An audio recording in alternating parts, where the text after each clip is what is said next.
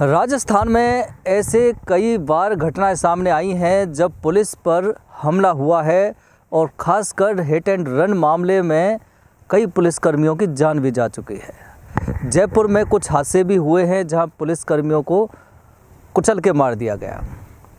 राजस्थान में ऐसी बहुत सारी घटनाएं भी समय समय पर सामने आती रही हैं जब बदमाश पुलिस पार्टी पर हमला कर देते हैं, जानलेवा हमला कर देते हैं, फायरिंग कर देते हैं, पथराव कर देते हैं। तमाम तरह के जो पुलिस कर्मियों पर हमले की घटनाएं सामने आती हैं वह चौंकाने वाली हैं। एक घटना और भरतपुर ज़िले में घटित हुई है। दरअसल रोज़ाना की जो रूटीन रात्रि पेट्रोलिंग गश्त होती है उसके दौरान पुलिस जो रात्रि में गश्त करती है और कोशिश करती है कि जो बदमाश किस्म के लोग हैं वह उनके खिलाफ़ कार्रवाई की जा सके और जो आम जन है वह शांति प्रिय तरीके से ट्रैवलिंग कर सके, कोई नुकसान ना हो। मामला बयाना इलाके का है जहां बयाना के additional SP Hariram Kumawat routine patrolling गश्त के चलते रात्रि में अपने गश्त पर थे, अपने गनमैन और ड्राइवर के साथ सरकारी गाड़ी में। मामला ये होता है कि जब एएसपी साहब वहाँ रात्रि पेट्रोलिंग कर रहे थे तो तभी करीब 10 बजे से ऊपर का समय होगा। उसी समय एक काले कलर की स्कॉर्पियो गाड़ी वहाँ से गुजरती है जो सस्पेक्टेड पुलिस को लगी और पुलिस ने उसको रोकने की कोशिश की, लेकिन रुकने की बजाय स्कॉर्पियो जो गाड़ी चालक है उसने सीधा सा एएसपी की गाड़ी को हिट किया, जिसमें एएसपी, उनका गनमैन और ड्राइवर वह मुश्किल बचे और फिर हिट करने के बाद स्कॉर्पियो लेकर वहाँ से फरार हो गया।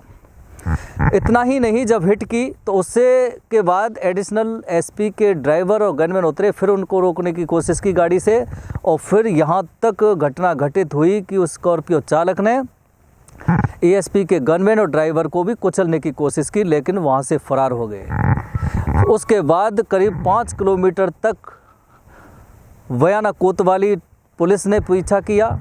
बता रहे हैं कि हाथ नहीं आया, गाड़ी का टायर बस्ट हो गया था और फिर वह स्कॉर्पियो को छोड़ के फरार हो गया था। जो भी था पहचान नहीं हो पाई है, लेकिन पुलिस ने उसके खिलाफ एफआईआर दर्ज कर ली है।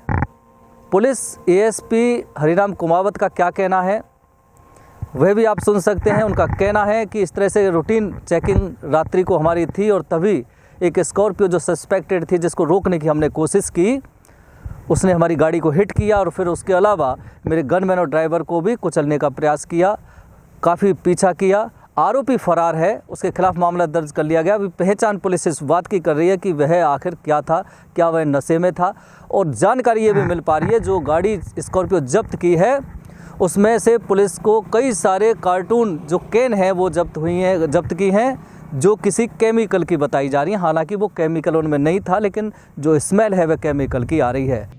सायंकालीन गश्त हमारी नियत होती है, तो कल शाम को मेरी सायंकालीन गश्त ड्यूटी थी 6 PM से लेकर के 11 PM के मध्य। करीब 10:30 बजे के करीब की बात है कि एक RJ14 UK 7189 नंबर की काली स्कॉर्पियो गाड़ी ये पंचायत समिति से कुंडा तिराहे की तरफ जा रही थी। हम लोग सामने से आ रहे थे, उसमें कुछ गतिविधि संदिग्ध पाई तो इस चालक ने जब रोकने की कोशिश की तो उसके स्कॉर्पियो चालक ने गाड़ी को सीधी टक्कर मार दी। उसके बाद में और साइड से कट करके जो मेरे गनमैन ने उसको रुकवाने की कोशिश की तो गनमैन के भी बिल्कुल टक्कर मारते मारते वो साइड से गनमैन ने मुश्किल से अपने आप को बचाया। उसके बाद में हमने पीछा किया, यहाँ कोतवाली थाने की गाड़ी थी, उनको सूचना दी तुरंत, ये कुंडा तिराहे के आसपास थी। इन्होंने रुकवाने की कोशिश की, इनके कहने पे भी नहीं रोकी, तो अल्टीमेटली उस गाड़ी का हमने पीछा करके और ये ब्रह्मबाद में ये गाड़ी अंदर घुमा करके ले गया, इसकी तलाश करवाई। अंततः इस गाड़ी का टायर ब्रस्ट हो गया और ये चालक उतर के भाग गया, लेकिन गाड़ी रुकवाने में हम सफल रहे। इस संबंध में प्रकरण दर्ज करके और अनुसंधान किया जा रहा है।